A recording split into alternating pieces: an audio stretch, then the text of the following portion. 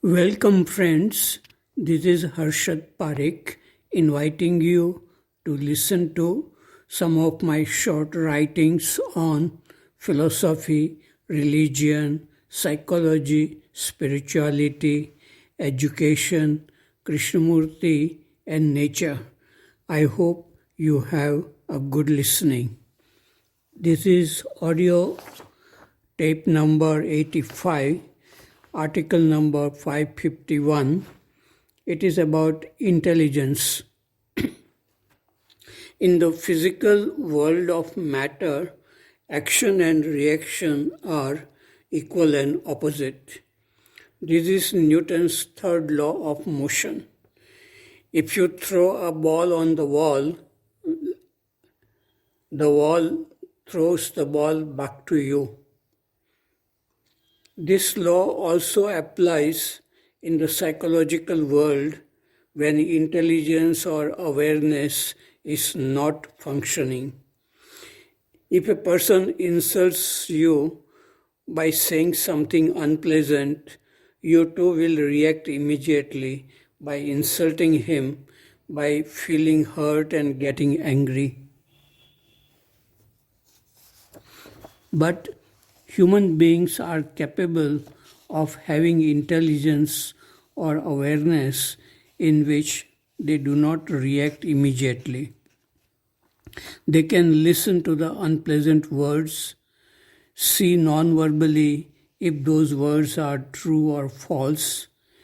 If the words are true, they can say thank you for pointing this out, and if those words are false, they can say, sorry, what you are saying is not true. In the absence of awareness, human beings damage their own body and mind by reacting too fast. Awareness or intelligence, which can see things clearly as they are, is very rare in human relationship. People who are passionate in observing their mind in daily activities are capable of awakening such intelligence. Article number 552, it is about a school assembly. It was good to speak in the school assembly about God, mystery of creation of the universe, and life and mind. How is it possible for billions of stars to exist in space, moving and not colliding with each other? And how is it possible for human beings to break through the limitations of the body and mind? There were two songs from old Hindi films to wonder about these questions. Article number 553, it is about resonance. A single flower looks bright and beautiful if the mind which looks at the flower is also bright and beautiful. Then there is a kind of resonance between the observer and the observed. Article number 554, it is about conflict in human relationship. One of the greatest problems of living is the conflict in human relationship. To be free from this problem, one must have wisdom which comes from self-knowledge. This means to be in touch with thoughts and feelings as they arise and to see things as they are. Without ongoing awareness, this is not possible.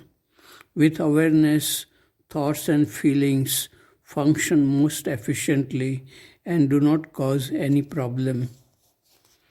Article number 555, it is about the restlessness of the mind.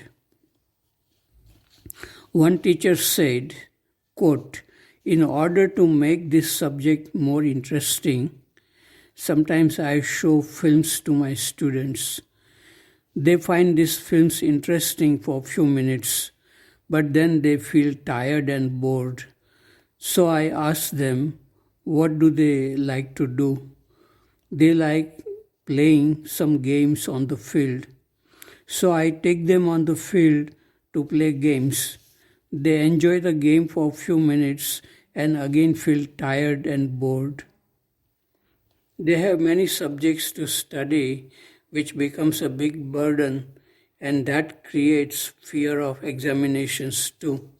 They cannot be attentive for more than few minutes. What can I do? Unquote. I feel sorry for these students. This is also a major problem for many people in the world. Somehow these students will work hard, pass examinations with good marks, get admission in good college, and earns good money too. But will they be free from fear, anxiety, conflicts within and with people around? They may live in good houses and drive expensive cars, but will they live with love, beauty, and creativity every day? This seems to be the greatest challenge in our life. I get opportunity to discuss with students about problems like fear, boredom, anger, conflicts, addictions, etc. But I know that we cannot change people at the deepest level of the mind where problems are created. One needs an ongoing awareness of thoughts, and this cannot be taught. The human mind has a tendency to solve scientific, environmental, social, political, and economical problems. It finds itself difficult to look within and solve problems created by itself through nonverbal awareness. Article number 556, it is about stable equilibrium. In physics, there is the concept of stable equilibrium. A cone resting on its broad circular base is in stable equilibrium. If you tilt it slightly and leave it, it will come back to its original stable position. This is true for our life too. If the base of our understanding of life or mind is wide, we remain in stable natural position of health and happiness. If some disturbance comes in the form of some loss in money or relationship or something else, we do not become unstable with long suffering and despair. We come back to the stable natural position of happiness very quickly.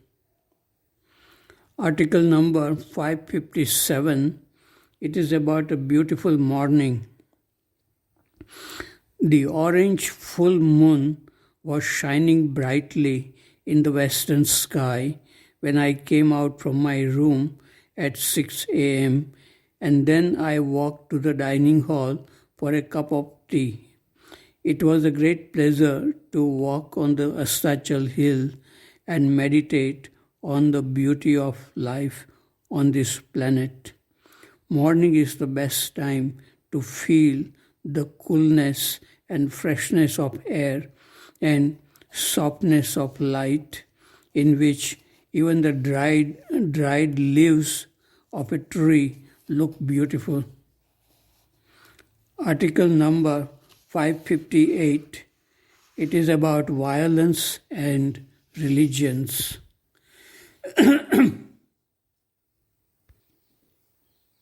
The problem of violence has been there in human beings for thousands of years. One group of people was always fighting with other groups for some reason or the other, sometimes fighting for their country or religion or for power and prosperity. Religions came into existence to teach people how to live with peace and love. But in the hands of ambitious and violent leaders, religions were used to create wars and more violence. Islam came to India in 7th century AD. Some people following Islam settled in Kerala and Gujarat in 7th century.